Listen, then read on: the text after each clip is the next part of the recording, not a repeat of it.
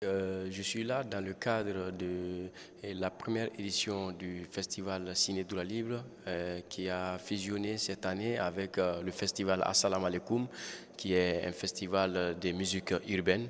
Donc Ciné Doula Libre est un festival de films documentaires sur les droits humains et partout où il est question de parler des droits humains qui fait partie des droits fondamentaux et de chacun de nous.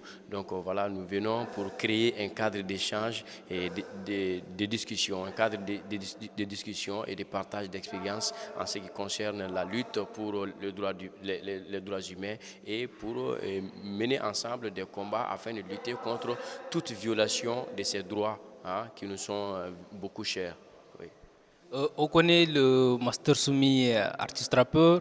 On sait que le rap est intimement lié à la contestation, mais on connaît moins le Master Soumi, militant, activiste, engagé. Comment est-ce que Master Soumi en est arrivé là?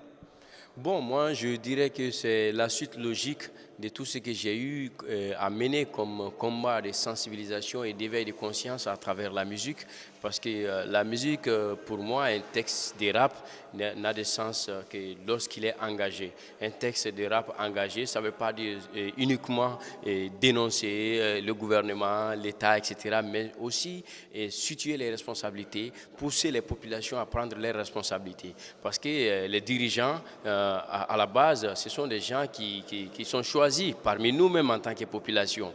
Donc, c'est à nous de jouer aussi notre rôle, que les gouvernants sachent que nous sommes là, parce que c'est nous qui payons le président de la République, nous payons les députés, nous payons les ministres. Donc, ils sont là pour travailler pour nous, ils doivent travailler pour nous, mais cela aussi, ce travail sera facile, ce travail sera effectué lorsque chacun de nous prend conscience de son existence en tant que citoyen, en assumant sa responsabilité, parce que chacun de nous a son rôle à jouer pour le développement de la nation.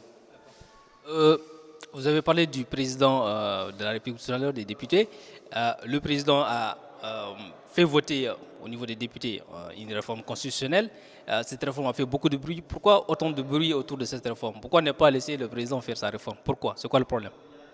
Bon, merci pour cette question. D'abord, je suis juriste de formation. Je vais vous dire que la Constitution, c'est d'abord la loi fondamentale de la République. Et une loi est l'expression de la volonté populaire. Donc, voilà, nous avons déjà une Constitution en cours qui date du 25 février 1992, une Constitution issue des événements de 91 qui nous a conduit à la chute du président Moussa Traoré. Donc, la démocratie nous a permis d'obtenir cette constitution.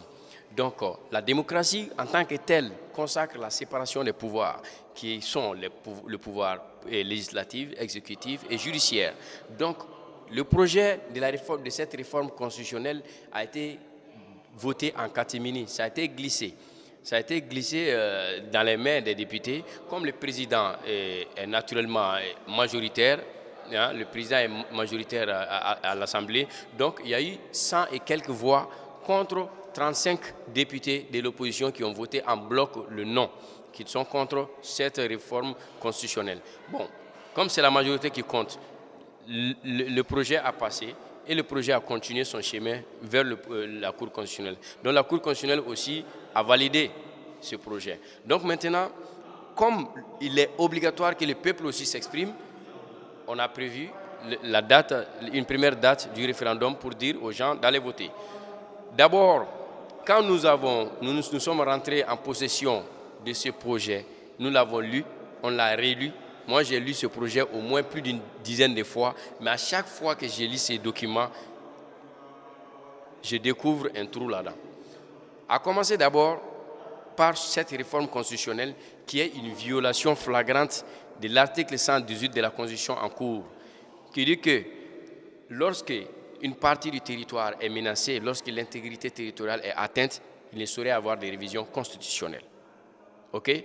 Et cette disposition de la Constitution de 92 aussi est détaillée par l'article 47 du Code pénal de la République du Mali, qui même précise des révoltes, des rébellions des groupes armés, des groupes sécessionnistes, tout ça Donc c'est détaillé. Donc on se dit, est-ce que c'est du mépris ou bien c'est de l'insulte à l'endroit du peuple malien? Qui dit, dans ce projet, on dit que le président doit nommer dorénavant le président de la Cour constitutionnelle. Il nomme le président de la Cour suprême. Il nomme 30% des sénateurs.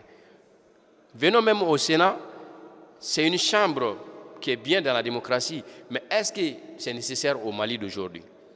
Je pense qu'on rajoute une chambre à une autre chambre lorsque la première chambre est débordée ou lorsque la première chambre est en incapacité d'assumer sa responsabilité ou de pouvoir jouer ou de pouvoir répondre correctement aux missions qui lui sont conférées.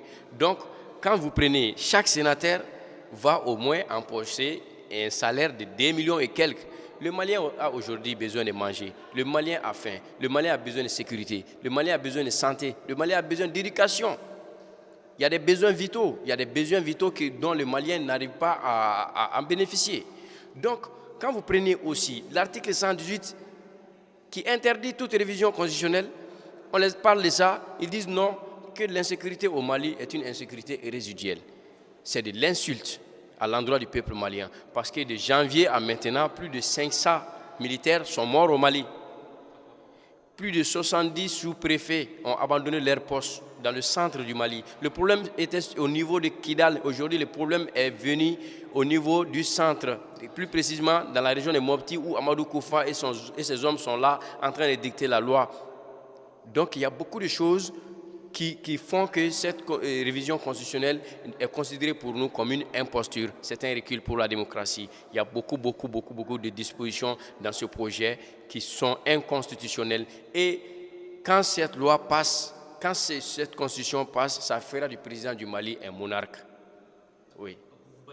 On se bat contre ça, Nous n'avons demandé ni report, parce que le gouvernement vient de reporter il y a juste quelques jours. On n'a demandé ni report, ni relecture.